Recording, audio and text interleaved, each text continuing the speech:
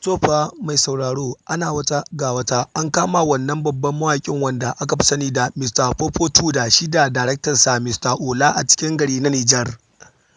An kama su ne da zargin sun yi yaudara a kan wasu lamura. Ga dai cikakken bidiyon nan zai zo maka a cikin wannan channel ɗin tamu mai suna Bigola ba tare da daɗewa ba. Assalamu alaikum mai sauraro. Barka zuwa wannan channel ɗin tamu mai suna Bigola TV. To da Allah, in dai wannan zuwanka ne na farko, ka daure ka dangwala mana subscribe, kana ka danna mana alamar ƙararrawa. Domin hakan shi ne zai baka damar samun cikakkun bidiyoyinmu da kuma zafafa a kan lokaci da zarar mun ɗora. Mun gode da kallon wannan channel ɗin tamu mai suna Bigola TV da kuke yi a koda yaushe. Godiya ta musamman ga dukkan masu sauraron mu a cikin wannan tasha tamu mai dimbin albarka. So mai sauraro, ka karkaɗe kunnenka sannan ka gyara zama domin kallon wannan cikakken bidiyon. An kama mawaƙin nan mai suna Mr. 442 a cikin gari na Nijar. Bayan sun je Nijar ɗin, shi da daraktansa Mr. Ola suka yi rijista ta zama ƙasar 'yan Nijar ɗin ta bogi. Sun je gurin ne a yayin da ma'aikatan Nijar ɗin suka yi ciraf suka cafke wannan mawaƙi da shi da daraktansa Mr. Ola. Wannan lamari ya faru ne a satin da ya wuce, ba wani sati da muke ciki ba.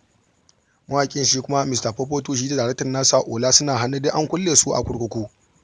Inda sun riga sun bayyana ƙasar Nijar ɗin sun ce lalle sai sun hukunta su bisa wannan laifi da suka aikata. Saboda Nijar kamar ba Najeriya ba ce ba, idan sun saba suna tunanin hakan za ta iya faruwa a Najeriya, to a Nijar gaskiya hakan ba zai yiwu ba.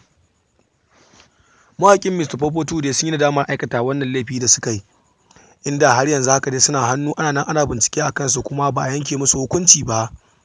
Kamar yadda Freedom Radio suka bayyana a kan channel ɗin tasu ta YouTube channel wanda suke amfani da ita wajen bayyana bidiyoyi na labarai.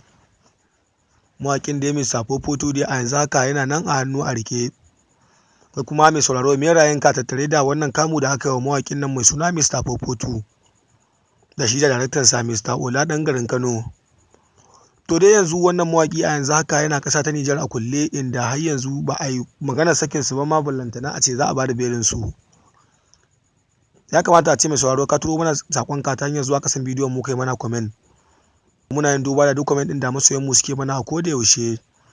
Domin farin cikin ku shine farin cikin mu masu sauraron mu kullum da kullum. To mai sauraro, kar ka manta dai kana tare da wannan channel ɗin mai suna